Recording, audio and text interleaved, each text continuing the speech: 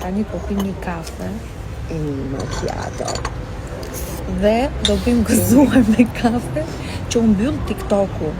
Mua më bëhet qefi që është mbyll TikTok-u. Mo të gjani mla pa gjumë deri në mëgjes. O sa rehat që jam. Më lë rehat. Tani shikon që këta pamja mbrapa, shikon të që lagje. Shikon të lagje mamit. Shikon që po e pi kafe. Ashtu dhe.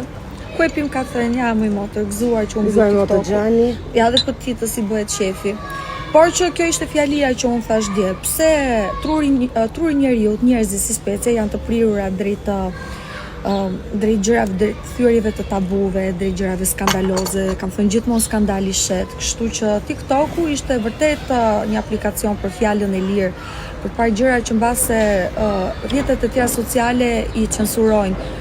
Por që nga ana tjetër, pse me ju shqyp trurit të etur, sidomos të rinjve, mi ushqy me këtë lloj urie që e ka vetë qenia njeriu, pse mos më ja lën në gjumë.